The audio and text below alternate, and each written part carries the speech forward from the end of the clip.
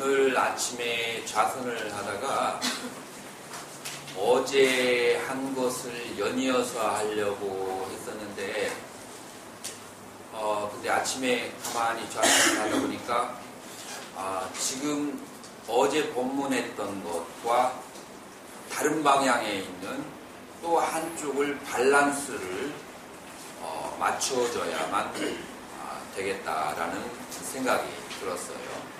그래서 밸런스라고 하는 것은 어떤 점에서 내가 밸런스라고 하냐면은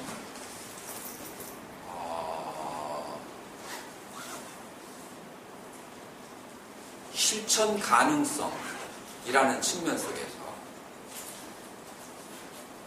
어제 제가 말씀드린 것은 고통은 인간이 가지고 있는 고통은 그게 몸과 관계와 마음에서 오고 그 고통이라고 하는 것은 좋아하고 싫어하는 마음 때문에 생겼고 이 좋아하고 싫어하는 마음이라고 하는 것을 완전히 다스렸을 때 고통도 소멸한다라고 했는데 여러분들이 그동안 공부를 열심히 하셔서 굉장히 이해하기 어려운 것을 잘 이해하셔서 그것까지는 고마웠는데 이해하는 것은 또 하나고 실천하는 것은 또 다른 면이에요.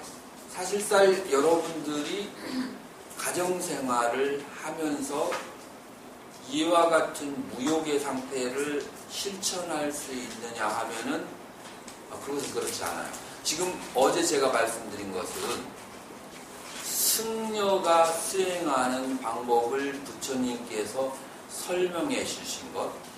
그래서 소승이라는 말에 대해서 굉장히 오해가 많은데 이거는 그 잘못된 표현 방법이고 이렇게 이해해야 돼요.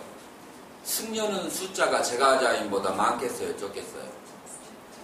그래서 그 작은 정예부대에 승려가 수행하도록 가르침을 주신 것을 그걸 소승이라고 그래요. 그런데 부처님 당시에는 기원전 6세기예요. 기원전 6세기 때문에 사회가 발달이 되지 않았어. 그리고 아주 몇 프로의 아주 극소수의 부유한 사람을 제외하고는 다들 먹고 살기가 바쁘고 허덕이는 삶이었어요. 그렇기 때문에 그 사람들은 생활을 어떻게 하는가가 중요하지 수행을 어떻게 하는가가 별로 그렇게 마음에 관심을 두지 않아요. 수행에 대해서 관심을 두려면은 그러면은 세속을 버리고 출가를 해야만 그런 시간과 정신적 여유를 가질 수가 있었어요. 그런데 기원후 1세기가 되면서 인도의 경제적 양상이 달라지기 시작해요. 그것은 그리스 알렉산더 대왕이 있는 곳이 어느 나라지? 그리스 맞는가요? 그리스 쪽에서 기원전 3세기에서부터 계속해서 비즈니스맨들이 왔다 갔다 하기 시작하면서 그러면서 인도가 전 세계로 중앙아시아를 통해서 중국으로 그 다음에 또 그리스나 그러니 이제 유럽 쪽으로 문물이 발달 이 길이 열리게 되면서 그러면서 상업이 활발해지면서 경제적인 부를 소유하고 있는 왕이나 그런 크샤트리아 계급이 아니면서도 경제적인 부를 소유하고 있는 그런 중소상인들이 굉장히 많이 생겼어요. 이런 중소상인들은 부유를 소유하고 있고 그러면서 시간이 많이 남기 때문에 출가한 승려들처럼 계를 지키면서 열심히 수행하라고 하면 그런 것은 잘 어렵지만 그러나 부처님이 가르쳐 주신 가르침을 제가해서 수행하는 것을 그렇게 바라게 됐어요. 그래서 제가인들도 수행하고 싶어하는 사람들이 점점 많이 생겨나게 됐고 그러면서 제가자의 수행 방법에 원리가 필요하게 됐어요. 그런데 부처님은 제가자가 수행하는 법을 가르쳐주지 않으셨어요. 부처님은 제가자가 수행하는 방법은 어디까지 가르쳐줬냐면은 보시와 지계, 보시를 행해서 지계, 그리고 계율을 지켜서 그러면은 살아서 죽어서 어디까지 간다겠죠? 천상에 태어날 수 있는. 그래서 부처님 당시에 그 제가자들은 살아서 죽어서 천상에 태어나는 것, 그 정도가 그 가장 최선으로 원하는 것이에요. 그 다음에 부처님 당시에는 출가자가 워낙 습관적으로 굉장히 많았어요. 바라문이라고 하고 그 다음에 사문이라고 해서. 그래서 그 이상의 것을 원하는 사람은 전부 다 출가를 하는 거야. 그래서 출가자 중심의 수행 방법을 그렇게 가르쳐 주신 거예요. 그런데 교원 후 1세기가 되면서 인도 사회에서 제가자가 가정을 가지면서 수행을 하기를 바라는 마음을 가지게 되었고 그 사람을 위해서 부처님의 가르침을 절충해서 수행하는 방법으로 정리해서 가르쳐야 될 필요성을 승려들이 느끼게 돼요. 그래서 그 제가자들의 중심으로 수행하는 방법을 부처님은 아니지만 부처님의 제자들이 필요하면은 가르쳐야 되지 않겠어요? 그래가지고 연구해서 가르쳐놓은 것이 그것이 대승이에요. 그래서 여러분들은 대승의 수행 방법이 여러분들이 실천하기에는 더 가까운 수행 방법이 될 수가 있어요. 그러나 뭐 100%가 다 그렇다라고 하는 것은 존재하지 않아요. 대부분이라는 말이 되죠. 그러면은 대승의 수행 방법이라고 하는 것은 어제 내가 얘기했던 그런 수행 방법에 비교해서 어떤 식으로 수행하는 방법이 대승의 수행 방법인가? 라는 것이 여러분들은 궁금하겠어요? 안 하겠어요? 내가 너무 궁금하도록 유도를 했는가? 보통은 여러분들 이렇게 생각할 수 있어요. 나는 뭐 금강경도 읽었고 뭐 원각경도 읽었고 했으니까 대승에 대해서는 아는 것 같은데 라고 생각할 수 있지만 그런 경전에 있는 것 말고 전체적인 윤곽이라고 하는 것이 그렇게 필요해요. 그렇지만 부처님의 가르침이기 때문에 소승이나 대승이나 근본은 공통점을 가지고 있어요. 다만 여러분이 가지고 있는 제한된 상황 속에서 어떻게 그것을 풀어나가는가 하는 방향이 다르죠. 승려는 혼자 살기 때문에 자기 마음만 관찰하면 돼요. 그렇지만 만약에 집안에 있는 사람이 자기 마음만 관찰하잖아요.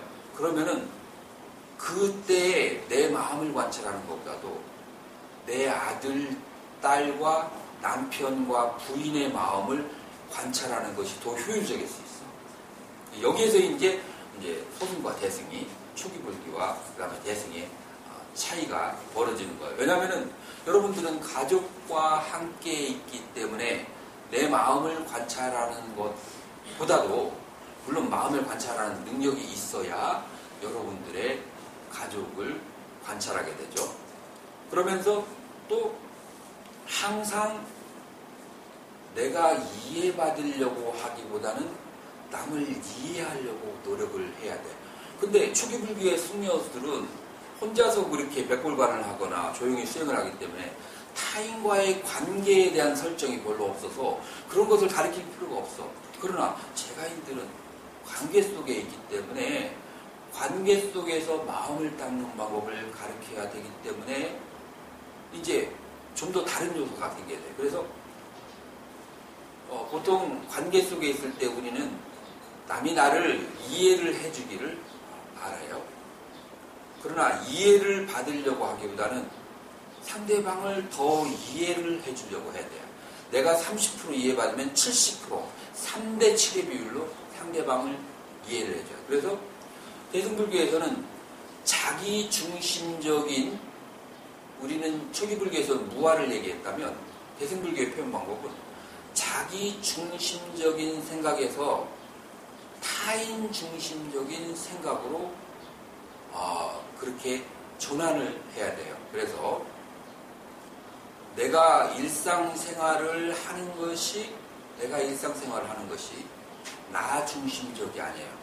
내가 가서 영어를 공부하는 것도, 그 다음에 한문을 공부하는 것도, 아니면은 학위를 따는 것도 보살로서 이것이 전부 나의 명예를 드높이고 내가 콧대를 높이고 내 목에다가 기부스를 하기 위해서 하는 것이 아니라, 이 모든 것이 무엇을 위해서 하느냐면은 나의 가족이 도움이 되기 위해서. 남편이 출장 가고 일하는데 그 사이에 내가 영어도, 그 다음에 이 나라 말도 잘 알면 내가 더 많은 것을 일을 해서 도와줄 수 있겠지. 그리고 내가 이렇게 공부를 많이 해서 애들이 공부하는데 도움이 될 수 있도록 해야 되지. 그래서 내가 모든 일을 하는 행위, 어제는 행위는 욕망에서 발생한다고 그랬어요. 그래서 욕망은 두 가지가 있는데, 자기가 좋아하는 것을 취하기 위한 욕구와 그 다음에 자기가 싫어하는 것으로부터 벗어나기 위한 욕구. 행위에는 두 가지 요소가 있어서 행위를 일으킨다고 했어요. 대승에 와서는 같은 이치예요. 실천 방법이 다른데, 내가 어떤 행위를 하고 내가 무엇을 갖추려고 할 때 그것이 무엇을 위해 되냐면, 첫 번째, 내 가족을 위해서. 내 가족에게 도움이 안 된다면 내가 공부할 필요 없어. 왜냐하면 누군가의 도움이 되기 위해서 공부를 하면은 그것이 상이 되지 않는데, 누군가의 도움이 되기 위한 것이 아무것도 아니야. 그런데 내가 뭔가를 한다. 그러면은 나의 욕구를 위해서, 내가 높아지기 위해서, 내가 다른 사람이 알아주기 위해서, 그래서 그 동기로 내가 뭔가를 하는 거야. 이런 이제 차이가 있는 거예요. 그래서 이해받으려고 하기보다는 이해를 더 많이 하려고. 그래서 나의 두뇌는 어디에, 무념무상에 있는 것이 아니고, 초기불교에서는 승려는 혼자 있으니까 무념무상에 삼매해드려야 돼. 그러나 배승일 공부하는 사람들은 무념무상보다도 더 중요한 것은 어떻게 내가 남을 이롭게 할고, 어떻게 내가 남을 편하게 할까 라고 생각을 그렇게 해야 돼요. 그러나 그것이 시작이 어디부터 시작한다고요? 자기 가족에서부터 시작하는 거예요. 그래서 내 가족을 어떻게 행복하게 해야 될까라고 생각하는데, 그러나 초기불교에서 말하는 그 무아의 사상이 여러분들은 대승에서 공이라는 이름으로 했는데, 내가 도와줘야 될 대상이 공하다는 것을 여러분들이 이치적으로 이해를 하고 시작해야 돼요. 안 그러면 그것도 집착이 돼버려요. 거기에 남을 도와주려고 하는 좋은 마음으로 시작했다가 스님도 안 계시고 이제 법문도 못 듣고 하다 보니까 남을 위해서 해야 된다고 했으니까 내가 강하게 내가 내 아들, 딸을 집착하고 살아야지 라고 생각하기가 쉬워요. 그러나 그것은 집착하라는 것이 아니에요. 그래서 남을 도와줄 때 어떻게 도와줘야 되는가는 금강경 첫 번째 장에서 나와 있는데, 그 첫 번째 장에서 나와 있는 가르침이 무엇이냐 하면은, 모든 생명을 행복하게 해주려고 하되, 첫 번째, 발원이 있어야 돼요. 대승에 있어서는 모든 생명들이 행복해져라. 그래서 초기불교에서 자비관이 이제 조금 더 확장이 이제 되어지는 그런 측면이 있어요. 더 이제 그쪽을 emphasize, 그것을 더 강조를 하게 되죠. 항상 여러분들은 모든 생명들이 행복해져야 된다라는 그런 생각을 늘 염념상속, 끊임이 없이 늘 가지고 있어야 돼요. 그래서 여기에서는 무념을 강조하기보다도 항상 남을 이롭게 하고 남을 편안하게 하는 생각을 더 강조하게 돼요. 왜냐하면은 제가 살면서 걸린 것들이 많잖아요. 위로 걸리고 옆으로 걸리고 아래로 걸리고, 그 걸려있는 속에는 다 생각이 필요하고 감정이 필요하거든요. 그 속에서 무념을 유지한다는 것은 굉장히 어려워. 오히려 실천적인 방법으로서 어떻게 남을 이롭게 할까 하는 생각을 그렇게 하는 것이 더 실천적이라고 그렇게 본 거예요. 그래서 여러분들은 내가 대승불교의 불자다라고 하면은 여러분들 첫 번째 이 마음을 가지고 있어야 돼. 모든 생명이 행복해져야 돼. 편안해져라. 행복해져라. 이 마음이 없으면은 대승의 대자도 끊을 수 없어. 이 마음을 가져야 되고, 두 번째로 공에 대해서 이해를 해야 돼요. 공이라고 하는 것은 저번에도 내가 말씀드렸지만 진공 묘유약, 아주 없는 게 아니에요. 뭔가 에너지적 형태를 가지고 있는데 그것이 아직 형체화되지 않았어요. 그러니까 모든 가능성을 다 가지고 있는데 아직 형체화되어 있지 않은 것. 그래서 텅 빈 충만이라고 이렇게 번역을 한다라고 했죠. 그래서 텅 빈 충만, 공예예요. 그래서 여러분들이 그렇게 많은 사람을 도와줘도 상대방이 무아이기 때문에 내가 도와준 사람이 하나도 없어.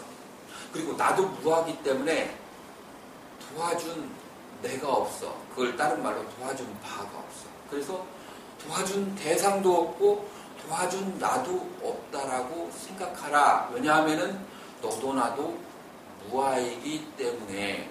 그러나 스님, 실제로는 내가 어제 남들을 이렇게 도와주지 않았어요. 식빵도 하나 줬고, 그 다음에 내가 물도 한 잔 갖다 줬고, 그 다음에 길 가는 노인네를 친절하게 그렇게 거기까지 데려다 줬고, 그 다음에 이걸 뭐 길거리에서 찾아잡는 거 뭐라고 그래? 히치하이킹.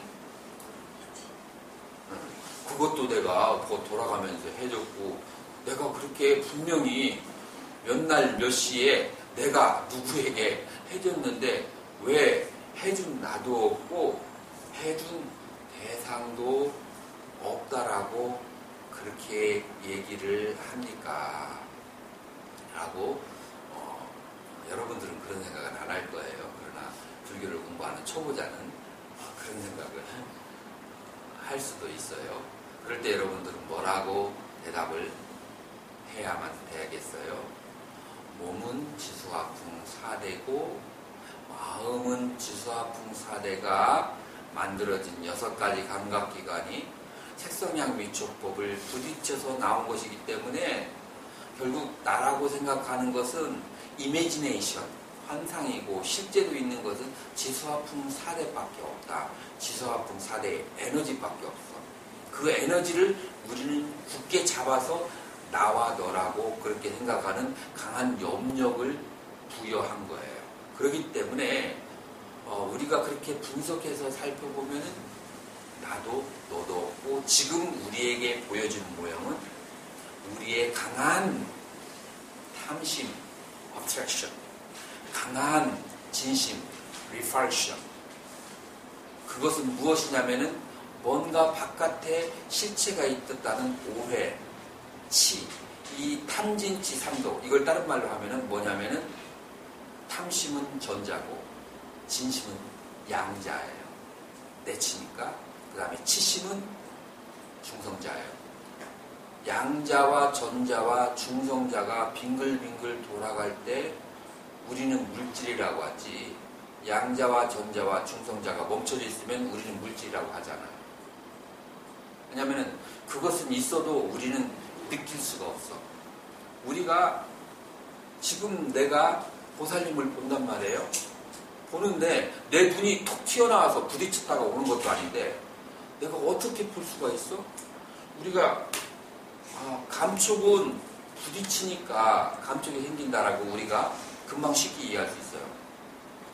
보고 듣는 것은 어떻게 해서 보고 들을까? 이런 의아심을 가져본 적이 있어요. 듣는 것은 여러분들 쉽게 이해할 수 있겠죠. 파동이, 듣는 것도 마찬가지로 보는 것도 마찬가지로 파동이에요. 파동은 뭐 때문에 생겨요? 물질의 파동은 안에 있는 그 물질이 빙글빙글 돌기 때문에 파동이 생기는 거예요. 우리 전기장판을 왜 키면 안 좋다고 하죠?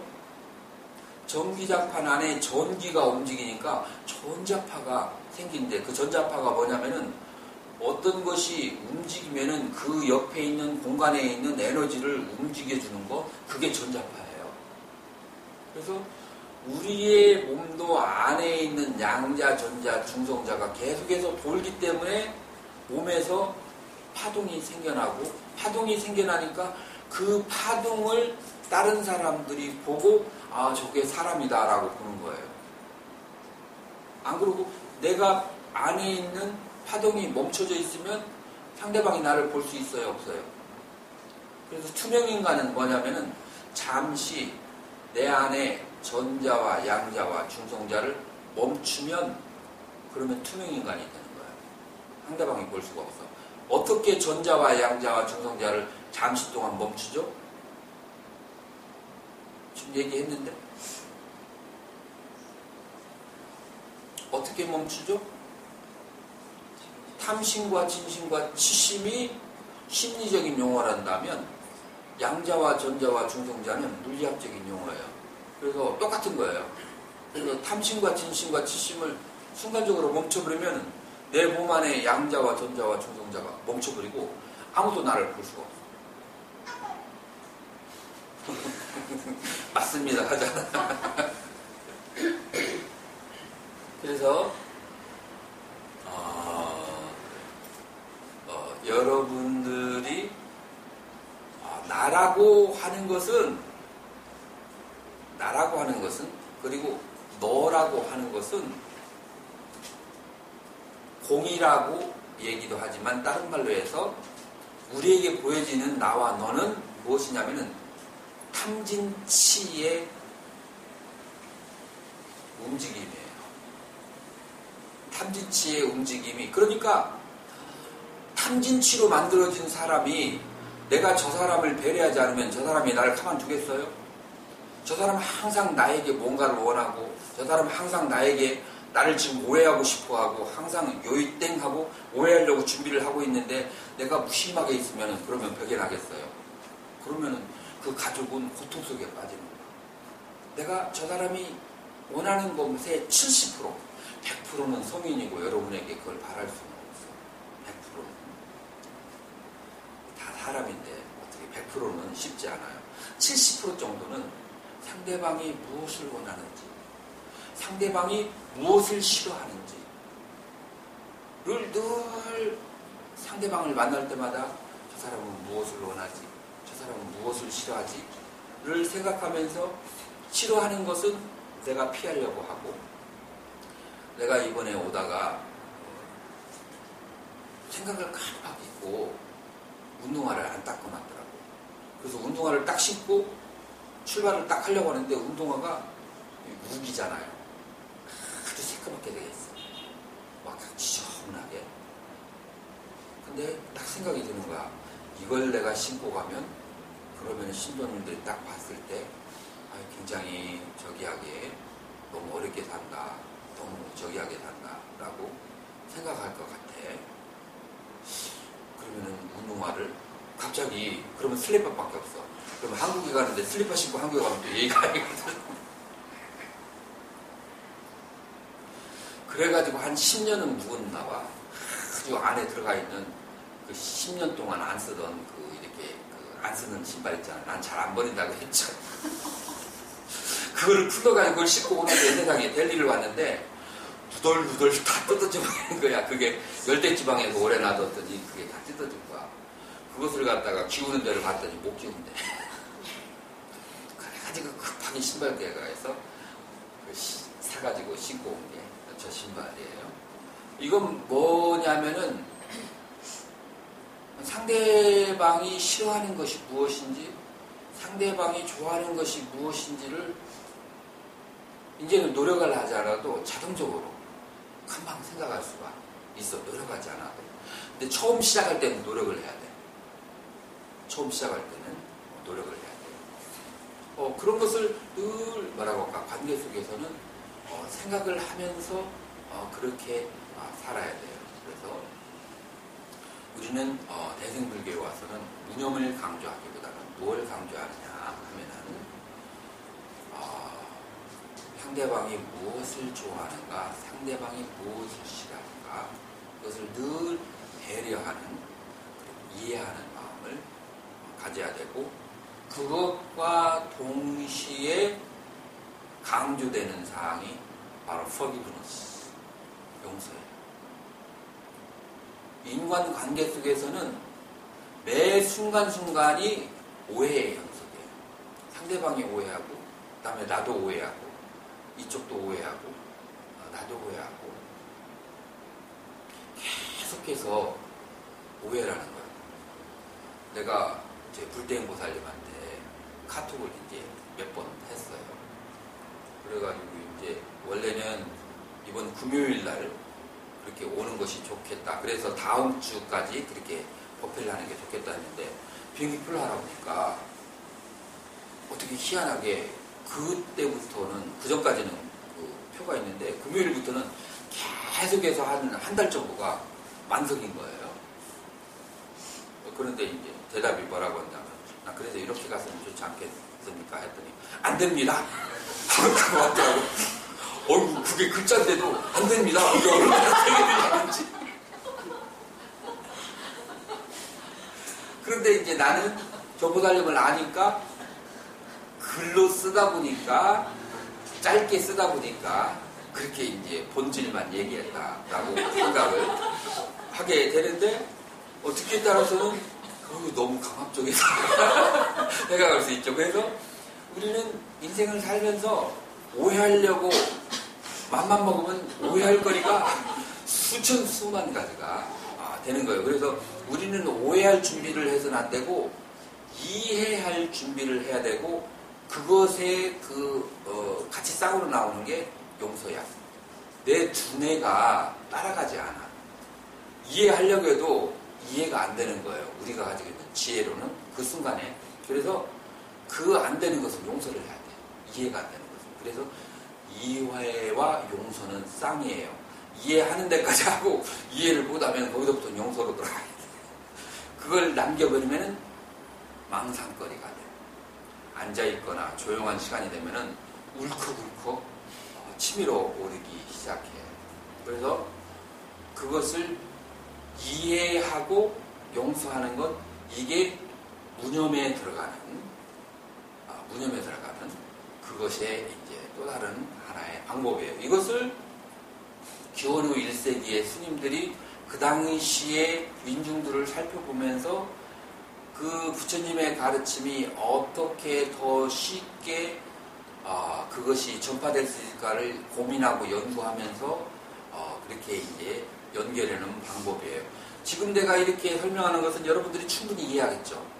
그러나 여러분이 경전을 보고 이렇게 이해하는 것은 쉽지가 않아요. 왜냐하면 그분들은 대학자이기 때문에 대학자들의 언어로 표현을 하고, 그런 책을 낼 때는 상대방의 종파에 있는 사람들을 겨냥을 하고 대상을 하고 그 글을 써놔야 돼요. 그래서 만약에 나도 글을 쓸 때는 지금 얘기했던 것에 30%밖에 쓰지 못해요.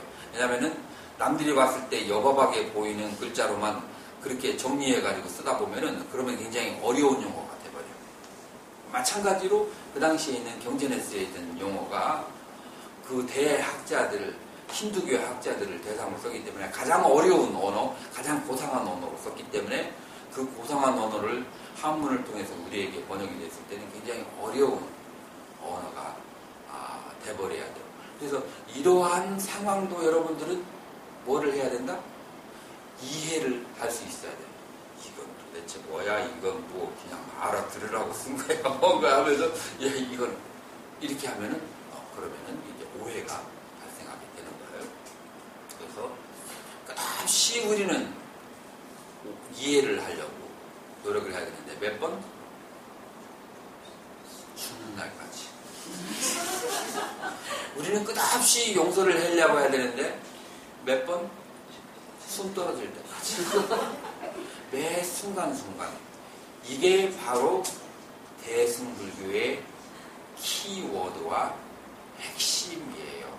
그거를 옛날에 있는 언어를 지금 현대적인 언어로 내가 지금 전환해서 그렇게 설명한 거예요. 아까 금강경에 있는 언어도 그냥 읽어보면 조금 어렵게 생각하지만 내가 하는 그 현대적인 언어로 부르니까 충분히 여러분들은 이해할 수가 있잖아요. 그것은 언어의 벽 때문에 여러분들은 어렵게 생각하는 것이다. 내가 수십 년 이렇게 언어를 공부하러 가는 이유도 여기에 한계를 내가 느꼈기 때문에 그걸 풀려고 이렇게 오랫동안 그 산스크리트나 빨리어를 이렇게 배우려고 그렇게 하는 거예요. 자, 그러면 수행의 2단계로 들어가기 전에 대승불교의 수행의 2단계로 들어가기 전에 먼저 물리학에서 얼마만큼 자상하게 설명을 했는지 에너지 장이라고 하는 원리를 통해서 설명을 하고 그것이 그 수천 년 전에 그 부처님의 제자들이 하신 말씀과 얼마나 서로 일치하는지 그걸 물리학, 현대 물리학의 입장에서 한번 여러분들에게 한번 설명을 해드리려고 해요.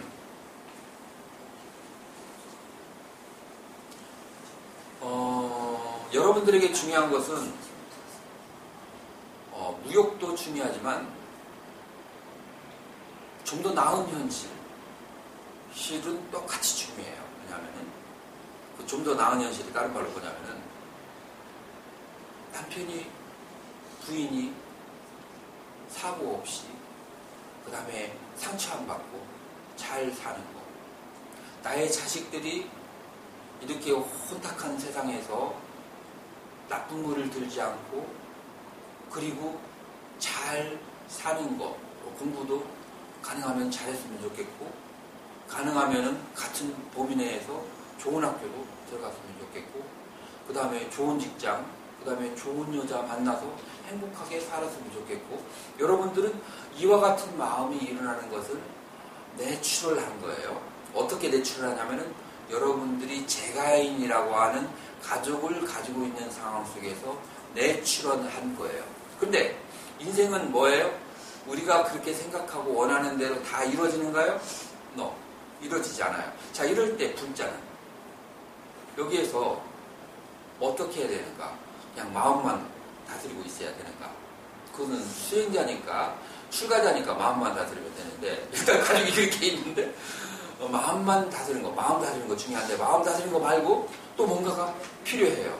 좀 더 가족이 잘 되기를 원하고 내가 만약에 거기에 기여를 할 수 있다면 뭔가 시간을 내서 기여를 하고 싶어 해요. 자, 그러면 내가 비유를 한번 들어볼게요. 이 중에 한 보살님이 식당을 내고 싶다. 식당을 하나 차리고 싶어요. 식당을 차리려면은 어떤 조건이 필요할까요? 가장 중요한 조건이 뭘까요? 돈이 있어요. 돈이 있어야 되고 두 번째 주방 장소가 몫이 좀 좋아야 그렇게 사람 안 나는 그새 그 내가 자리 잡으면은 그것도 안 되죠. 몫이 돈이 있어야 되고 그 다음에 몫이 좋아야 되죠. 그 다음에 또 뭐가 필요할까요? 주방 도구들 필요하고 그리고 또 뭐가 필요할까요? 가장 중요한 것만 빼고 다 나왔어요. 음식이 맛있어요. 그 사람의 정신적 자세. 서비스를 하려고 하는 마음의 자세가 없으면 그러면은 오래 못 가요. 어떻게 하면은 돈을 많이 벌고라는 생각만 하고 상대방이 맛있게 먹거나 서비스라는 생각을 하지 않고 그러면은 사람들이 불만 없으면은 값을 갖다가 엄청나게 올려버려. 그리고도 손님이 적게 오면은 왜 손님이 안 올까 잘 이유를 몰라. 왜냐하면은 서비스를 하려고 하는 그런 마음의 자세가 돼 있지 않기 때문에.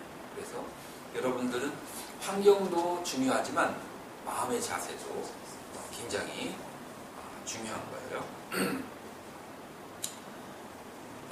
여러분들이 가족 가운데 좀 여러분들 마음에 안 들게 생긴 부분이 있을 거예요. 눈썹, 눈, 귀, 코, 피부. 그럴 때 여러분들은 그 가족들에게 뭐라고 얘기해요? 가서 잘라버리고 와. 그렇게 하는가요? 어떻게 해요? 그냥 보고 참아주나요? 좀 마음에 안 드는 부분이 있어도?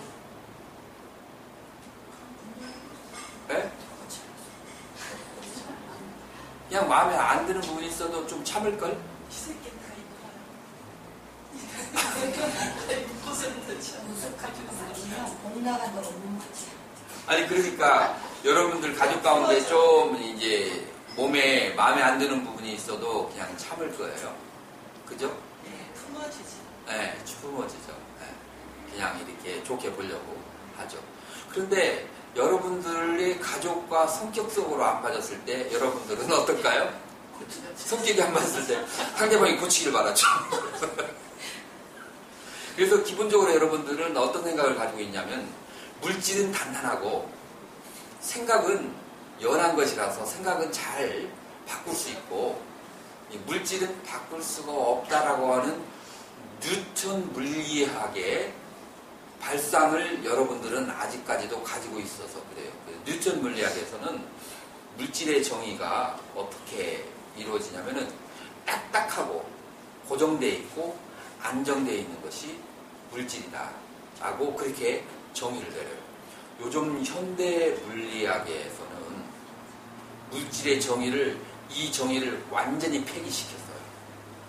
물리학이 발달하면서 물질은 딱딱하고 고정되고 안정된 것이 아니라 물질은 에너지체로서 항상 변화하는 에너지체이다 라고 그렇게 정의가 물질에 대한 정의가 바뀌었어요. 그래서 물질은 변화하는 에너지체.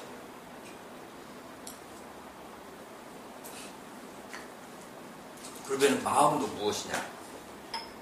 마음도 에너지의 형태를 지니고 있다. 그러면 물질도 에너지고 마음도 에너지면 그럼 물질과 마음에 어떤 차이가 있어? 동일한 근원을 가지고 있어요.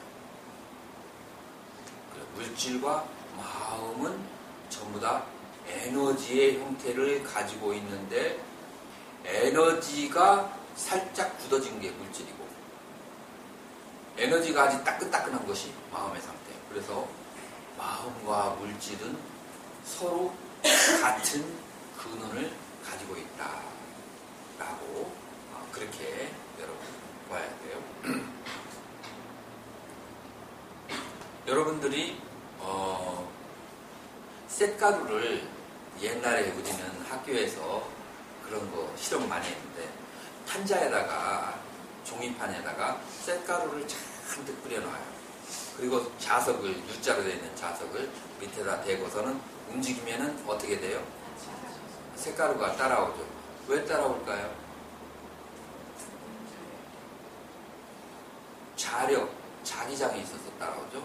마찬가지로 여러분들의 생각은 자력과 자기장을 가지고 있어요. 그래서 여러분들이 생각이 움직이면 무엇이 쇳가루가 물질이 따라오게 돼 있어요. 그래서 여러분들이 생각이 가는 대로 물질이 발생하고 물질이 따라와요.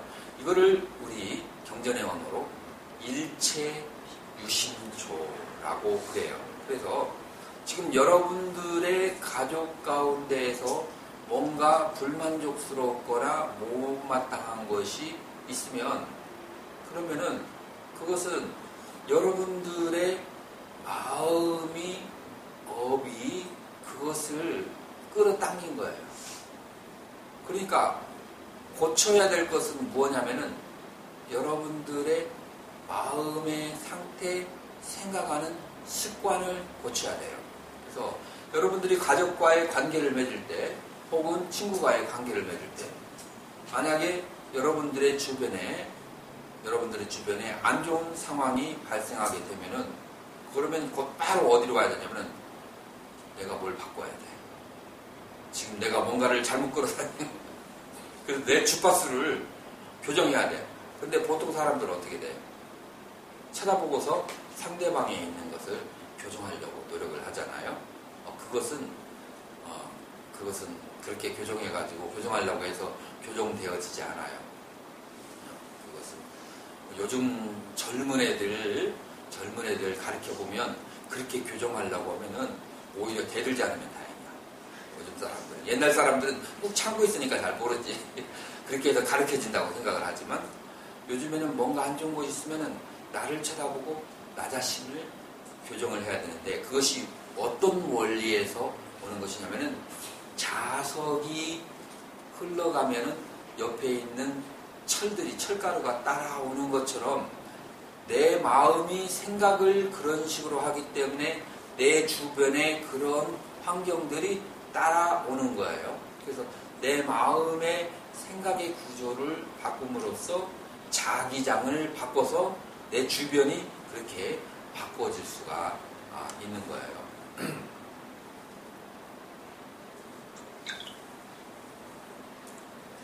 그래가지고 내가 그 옛날에 얼마 전에 아주 재미있는 과학 잡지를 읽었는데 러시아의 표트루 박사, 표트루, 러시아 사람 이름이죠. 표트루 박사가 어떤 굉장한 그 센세이션한 것을 발표하게 됐는데 뭐냐면은 개구리 알에서 도룡뇽 새끼를 나게 했어요. 개구리 알에서.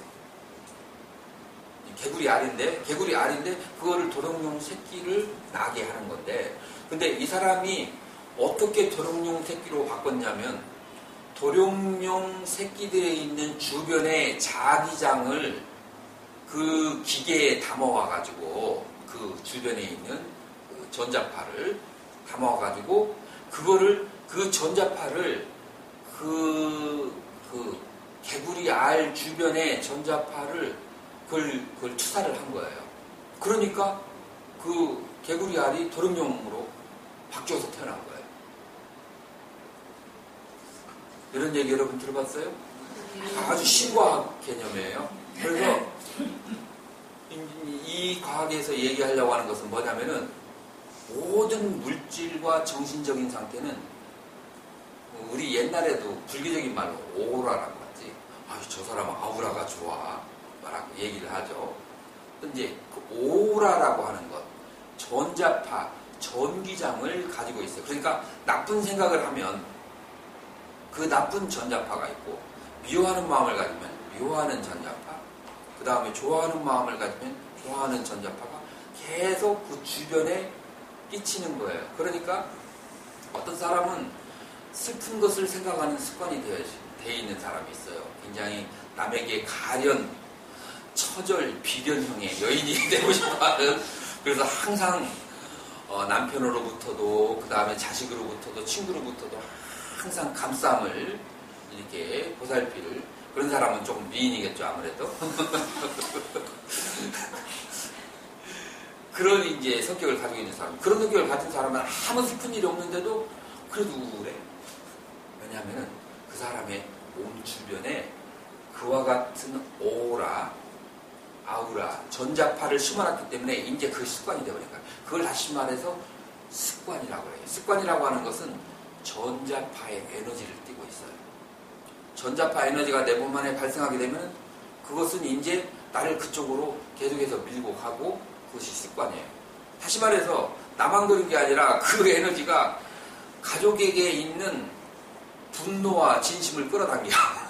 그래서 바깥에 나가서 잘 놀다가 집에만 오면 화를 내. 그것은 그 사람이 전자파를 그 주부가 그래 심어놨어. 내 주변에.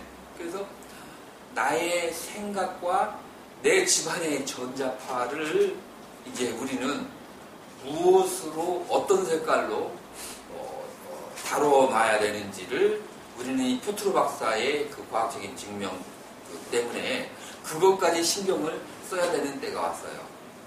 우리 집안의 그 색깔만 신경 쓰는 것이 아니라 우리 집안의 오라의 색깔도 신경을 써야 되는데 그것이 탐심의 색깔인가 진심의 색깔인가 의심의 색깔인가 방종의 색깔인가 나태함의 색깔인가 그거를 여러분들은 그것을 그 오라의 색깔을 신경을 써야 돼요.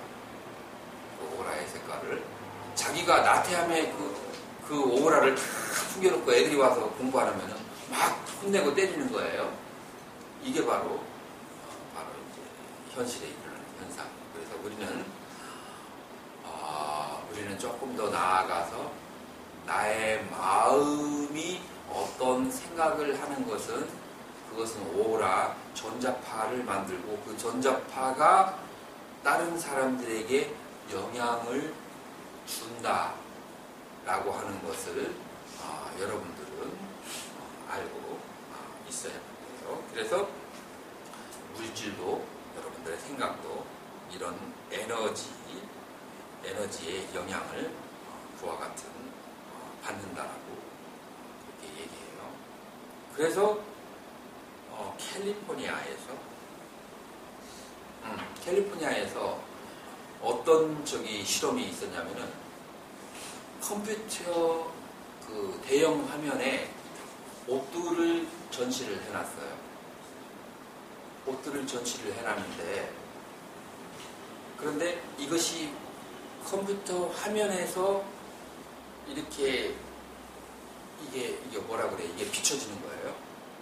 이렇게 비춰지기 때문에 옷들의 모양이 이 화면에서 좀 떨어진 곳에서 보여. 일종의 프로젝터 계통이에요. 그래서 이거를 이제 전문용어로 홀로그램이라고 해요. 빛을 쏴가지고 어떤 모양을 보이게 하는 거. 그걸 홀로그램이라고 하거든요. 근데 이 홀로그램은 뭐냐면은 눈으로만 볼 수 있지 타칭이 안 되는 거예요. 그죠? 홀로그램은 눈으로만 볼 수 있지 타칭이 안 돼. 근데 요즘에 과학이 발달해가지고 전자파가 몇 레벨이 되면은 파란색, 몇 레벨이 되면은 붉은색이라고 하는 것이 데이터로 나오는 거예요. 그래서 거기에 맞는 데이터로 전자파를 쏘아 보내면 여러분들이 딱 만지면 그 촉감이 면의 촉감이 나일론 옷의 촉감이 딱 만져지는 거야. 근데 그것이 실제 옷이요? 뭐냐면은 전자파를 쏴냈는데 그게 우리에게는 그런 느낌으로 오는 거예요. 그래서 우리 인간이 가지고 있는 느낌, 부드러운 느낌, 딱딱한 느낌, 차가운 느낌, 뜨거운 느낌 이런 것은 전부 다 전자파의 상태로 환원할 수 있고 전자파를 거기에 맞춰가지고 내면은 우리는 그러한 촉감을 느낄 수가 있게 되는 거예요. 그래서 우리가 물질로 경험하는 것은 전부 다 그 다음에 우리가 마음으로 생각하는 것은 전부 다 전자파로 환원되어질 수가 있고 이 전자파는 뭘로 이루어졌어요? 진동, 바이브레이션, 파동으로 이루어졌어요. 진동과 파동으로. 그래서 고행카 센터라고 들어봤죠? 고행카 센터에서는 수행을 할 때 외다나 센세이션, 다시 말해서 바이브레이션에 몸의 바이브레이션에 집중을 하게 만들어요. 몸에 가지고 있는 그 필링, 바이브레이션을 머리에서 발끝까지 집중을 그렇게 해서 그 바이브레이션을 알아차리고 관찰하면서 그걸로 마음의 수행을 하는 그런 방법을 그쪽에서는 얘기했어요. 그것이 굉장히 쉬워요. 누구도 일주일만 딱 하게 되면은 마음을 다스리라 하면은 마음은 굉장히 생각을 다스리라 하면은 마음과 생각은 사람이 보통 다스리기가 굉장히 어려워해요. 사실 어떻게 보면 생각 않는 거 아주 쉬워요. 난 옛날부터 그렇게 얘기했다니까. 생각하는 게 어렵지 생각 않는 것이 왜 어려워요? 왜냐면은 생각하는 것과 않는 것을 모다가 돌아가는 거하고 연결시킨다고 봐요. 모다를 멈추는 것은 전원만 빼면 돼요. 그러면 자동으로 멈춰요. 이거 모다가 돌아가려면 전기를 꽂아야 돼요. 여러 가지 도구들이 있어야 모다가 돌아가거든요. 생각이 움직이려면 여러 가지 욕망을 가져야 생각이 생기는 거죠. 욕망이 없으면 생각은 저절로 안 생겨요. 여러분들이 욕망을 많이 가지고 있으니까 생각이 많이 일어나고 그 다음에 생각을 못 따르지 욕망 때문에. 욕망이 없는 사람은 생각을 일으키는 게 힘들어요. 생각을 그래서 안 하는 것은 정상이고 생각을 하는 것은 그것은 조금 이제 잘못된 형태라고 볼 수가 있어요. 난 옛날부터 그런 얘기를 많이 했었어요. 근데 아무도 동의를 안 하더라고요. 마찬가지로 우리의 마음에 가지고 있는 생각들은 바이브레이션으로 그렇게 환원할 수가 있는 거예요. 그래서 여러분들의 탐심을 가지고 있을 때 가지고 있는 바이브레이션이 있어요. 미세한 바이브레이션. 욕망이 발생할 때 심장 근처에서 따르르르 움직이는 그 진동수가 조금 달라요. 그 다음에 화가 났을 때 몸의 세포하고 심장하고 두뇌에 열이 발생하고 그 열과 함께 일어나는 바이브레이션이 틀려요. 그래서 우리는 탐, 빈, 치, 게으름, 잡념, 번뇌, 근심, 걱정 그런 생각이 일어날 때 여러분들의 몸을 자세히 관찰해 보면은 바이브레이션이 좀씩 다르게 느껴지거든요. 그런데 가끔가다 그런 사람이 있어요. 도무지 모르겠어요. 바이브레이션이 뭔지도 모르겠고 차이가 뭔지도 모르겠고 나도 모르겠어요. 그런 사람은 어떻게 해야 되는지. 인센시티브한 사람이 있어. 어쩌다가 보면은 어떻게 다른 사람의 그 필링을 알아채요. 난 죽어도 다른 사람이 무슨 생각을 하는지, 내가 막 무슨 일을 해도, 내가 얼마나 어처구니 없는 일을 해도 상대방이 그걸 좋아하는지 싫어하는지 나는 전혀 모르겠어요 라고 하는 사람이 있어요. 인센시티브 하다고 하거든요. 그런 사람은 심장이 단단한 사람이에요. 심장이 단단한 사람들은 남의 필링이 잘 안 느껴져. 그래서 웬만한 일에 별로 요동을 하지 않아. 왜냐면 안 느껴지니까. 근데 그런 사람들은 엄청나게 수행을 해야 돼요.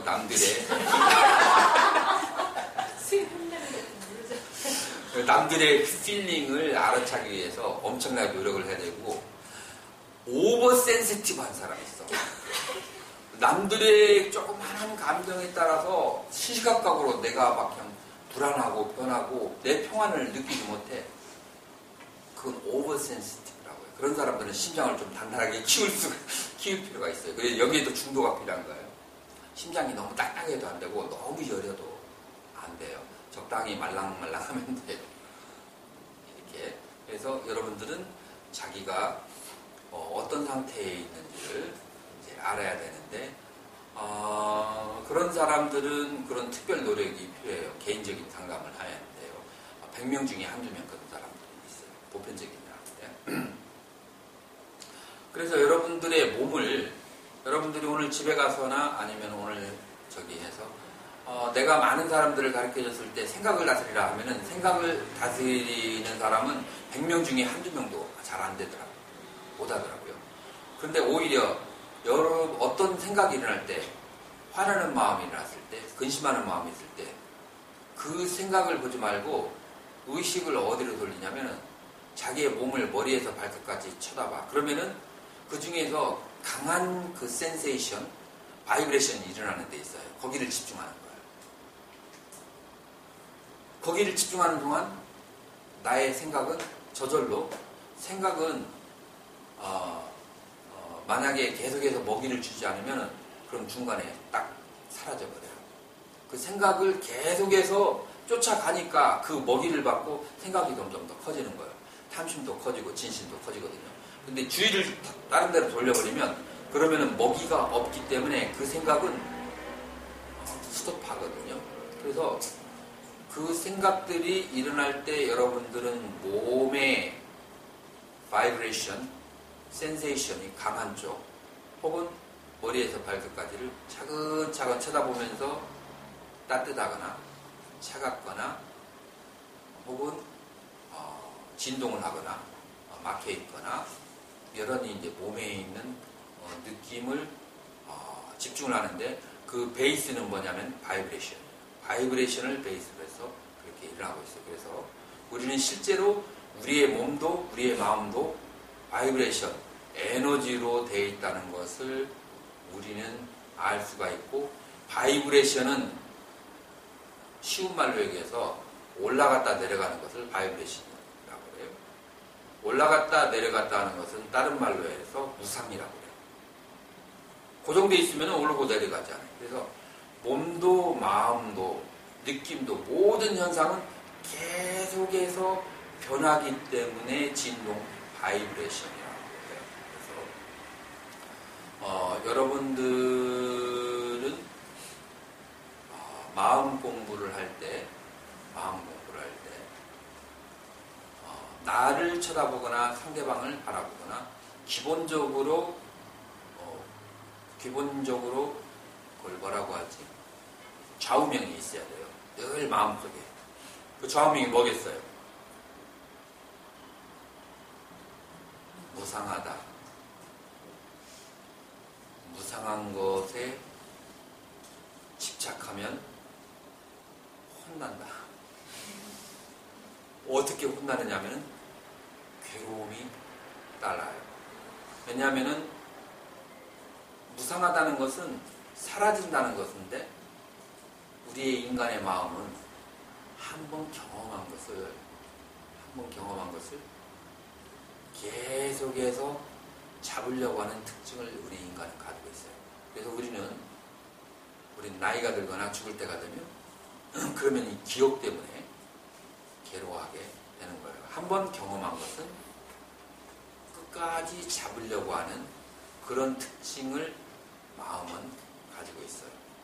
그렇기 때문에 무상한 것에 꼭 잡으면 그 무상한 것이 사라졌을 때 우리는 통증, 괴로움을 느끼게 돼요. 그렇기 때문에 무상한 것은 잡으면 안 돼요. 인연 따라 오고 인연 따라 가게 만들어야 돼요. 그래서 무상한 것이고 잡으면 괴로운 것이고 그리고 나라고 할 것이 없고 그 다음에 공하다.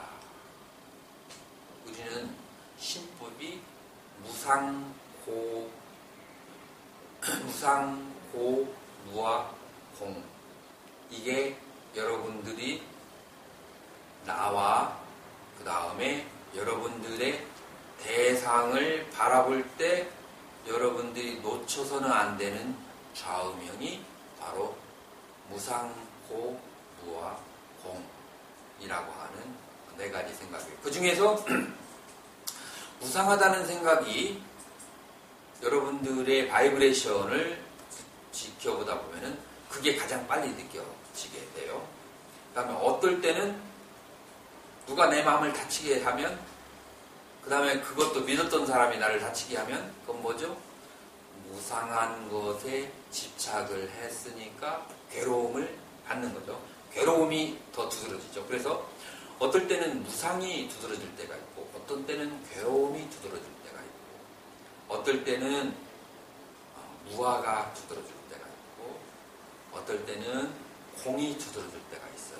가장 두드러진 것을 계속해서 인생을 살면서 나 자신을, 그 다음에 남을 바라보면서, 아니면은 항상 수행을 하면서 이 네 가지를 늘 번갈아가면서 이렇게 마음속으로 그렇게 생각을 하면서, 그러면서 어떻게 해야 되느냐 하면은 바로 항상 내 중심이 아니라 타인 중심으로 삶을, 다른 사람을 어떻게 편하게 해줄고, 다른 사람을 어떻게 기쁘게 해줄고, 그렇게 살아가는 것이 지금 이렇게 쭉 설명한 것이 바로 대승불교의 기본적인 수행관이다 라고 그렇게 얘기할 수 있어요. 자, 그러면 여기에서 중요한 것은, 나는 부정적으로 생각하는 습관이 들어져 있어. 나는 좀 성격적으로 싫어하는 것이 좀 많은 사람. 인텔리전트한 사람이 싫어하는 것이 좀 많다고 그렇게 얘기해요. 나는 어떤 것을 탐착하고 좋아하는 것이 많은 사람이야. 그래서 성격적으로 어떤 것을 좋아하고 어떤 것을 싫어하고 그 다음에 잡념이 많거나 이렇게 고정되어 있는 대부분 그 고정되어 있는 성격을 가지고 있는 사람들이 있어요. 그 다음에 내가 그 습관적으로 나와 남을 행복하게 하지 않는 혹은 내 환경이 행복하지 않은 어떤 그런 환경이 지금 나에게 존재해요. 자, 이것을 그러면은 바꿔야 되겠죠? 그래서 환경이 되었든지 아니면 나의 그런 성격이 됐든지 습관이 됐든지 그것을 바꿔야 돼요. 자, 어떻게 바꿔야 될까요?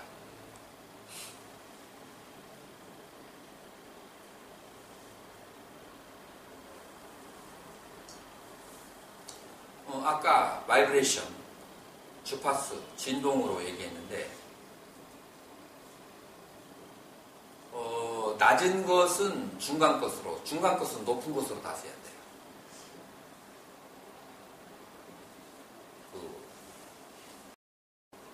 그러면은 여러분들이 가지고 있는 안 좋은 환경과 안 좋은 생각은 좋은 생각으로 다스려야만 돼요. 그러면은 좋은 생각을 가지고 있는 가장 뛰어난 존재는 누굴까요? 부처님. 여기서부터 이제 기도가 발생하기 시작하는 거예요. 여기서 우리는 기도를 왜 하느냐면은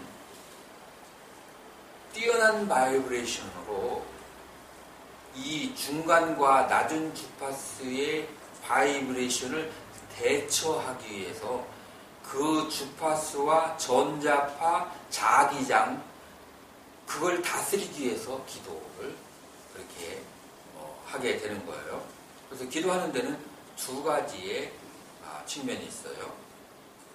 하나는 좋고 순결하고 완벽한 생각이라는 측면이 있고 두 번째는 바이브레이션이라는 측면이 있어요. 그래서 기도를 할 때는 좋은 생각과 바이브레이션 이 두 가지가 갖춰야 돼요. 몇몇 보살님들은 벌써 눈치를 챘어. 내가 연부를 할 때 소리가 좀 다르다라고 얘기를 하더라고요. 소리가 어떻게 다르다고 했죠? 희한신 보살님.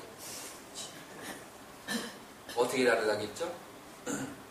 진동이 있다고 했죠. 그래서 연부를 할 때 진동이 없으면 그건 죽은 연부래요.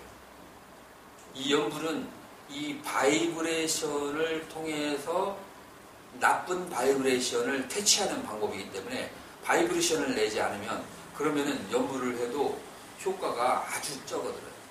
그래서 10년, 20년 기도를 해도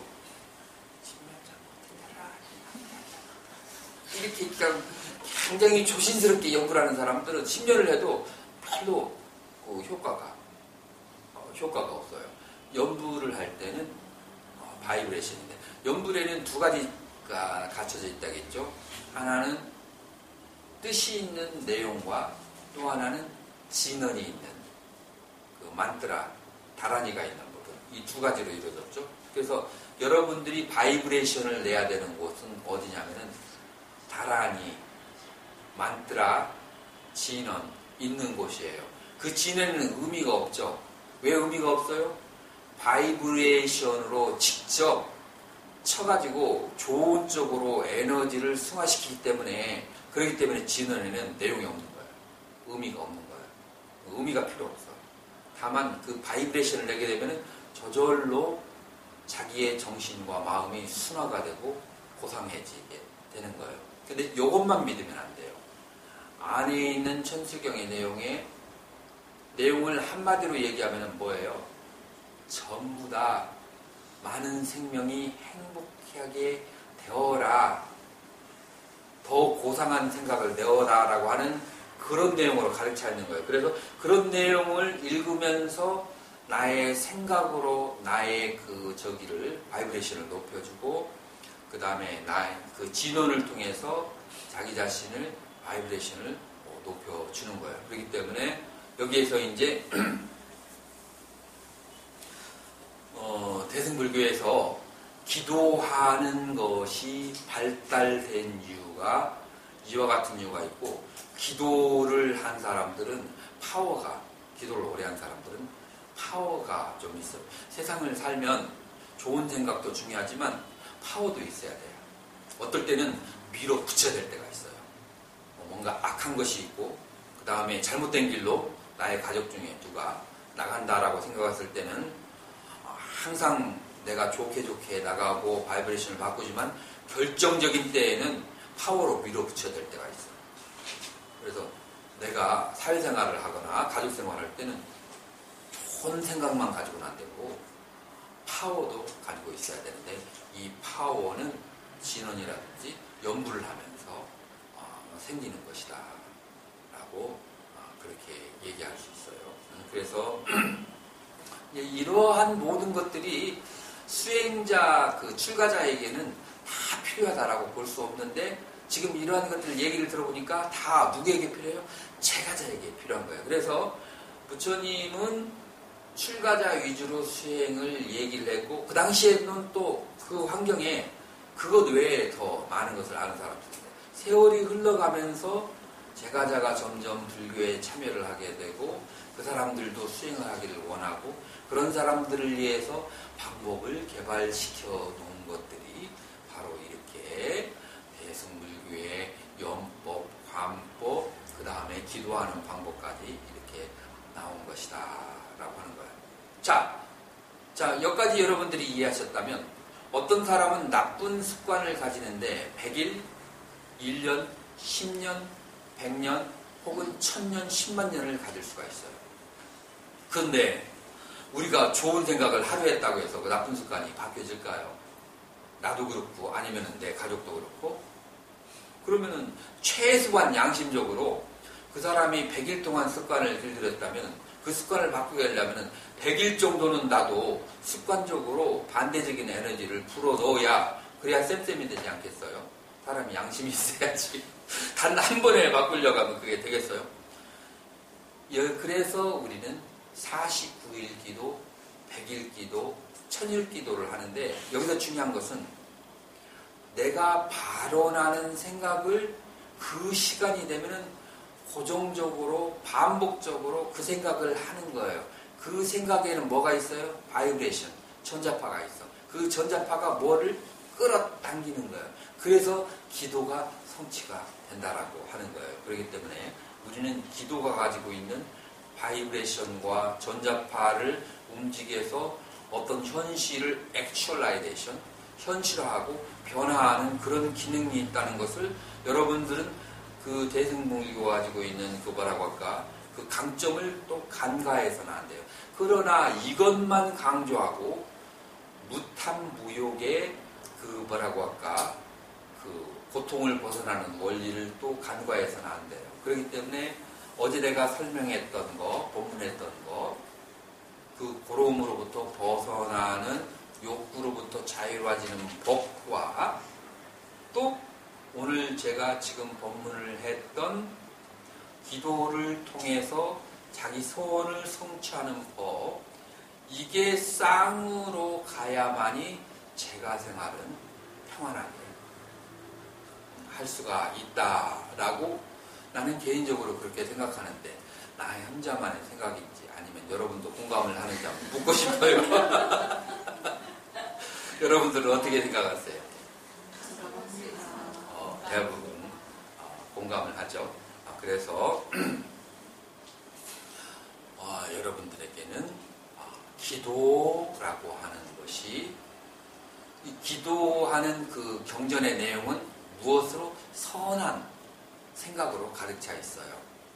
그러나 여러분들이 단번에 무심이 될 수 있다면, 그러면은 이 모든 경전은 읽지 않아도 돼요. 그러나 단번에 무심이 되지 않는다면은 그 차선책으로는 선한 생각을 통해서 선한 에너지와 전자파를 만들어서 나의 잘못된 습관과 나의 중심적인 생각, 이런 것들을 그거를 다스릴 수가 있게 되는 기도하는 방법이 개발이 된 거다라고 하는 거예요.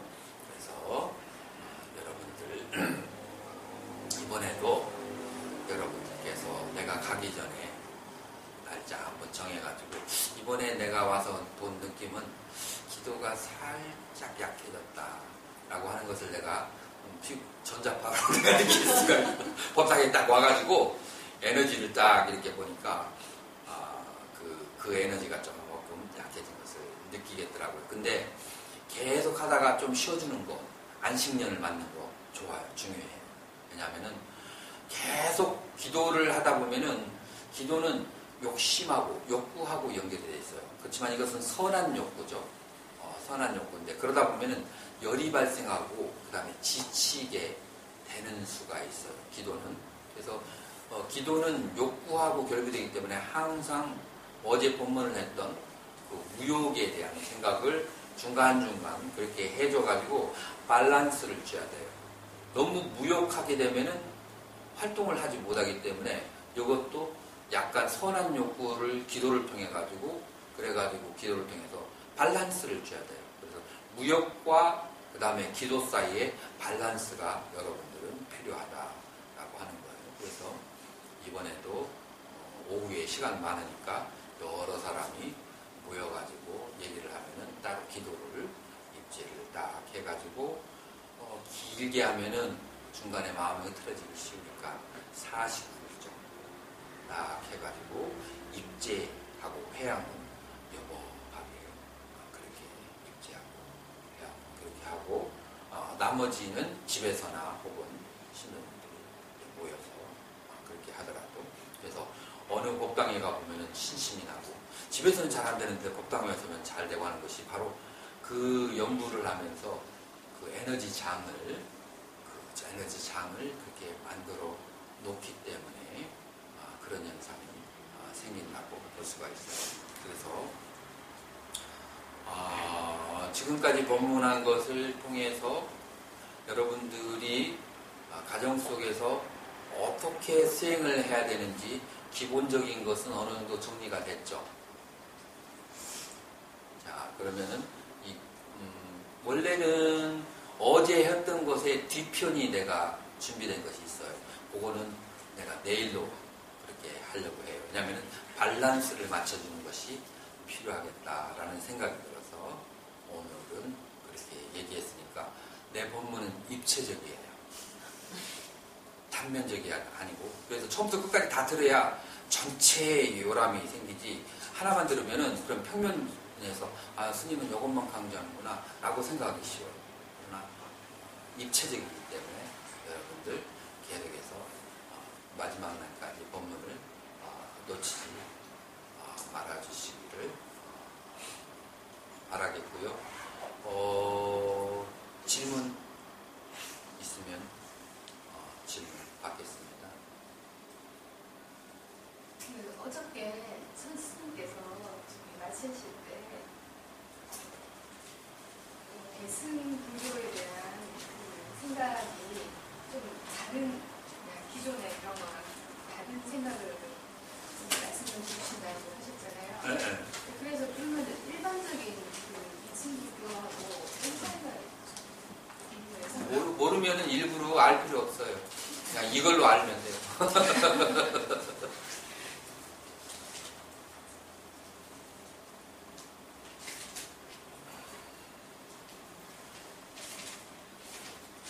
다른 질문이 있을까요?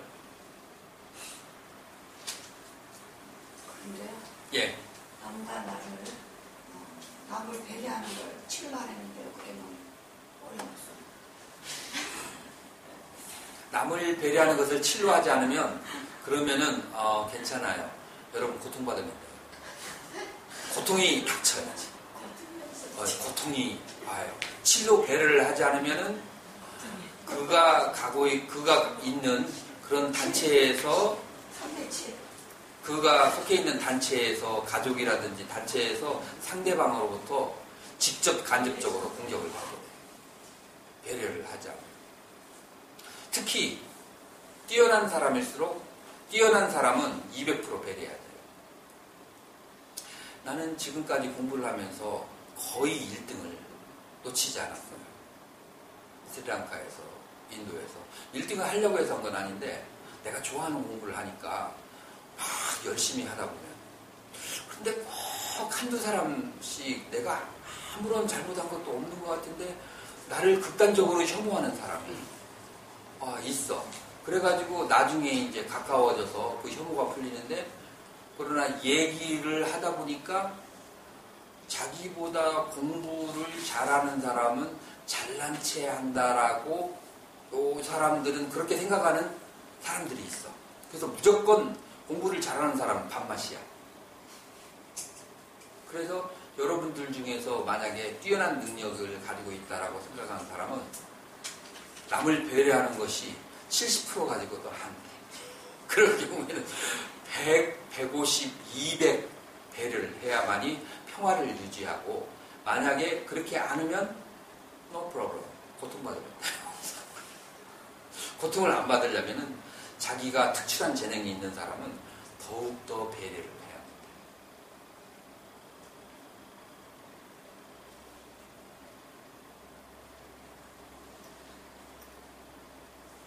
그리고 그게 습관이 되면 그게 행복해져요. 그렇게 일어나는 행복이 굉장히 고상한 행복으로 느껴집니다.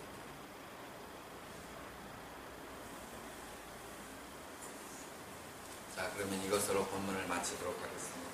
성불하십시오.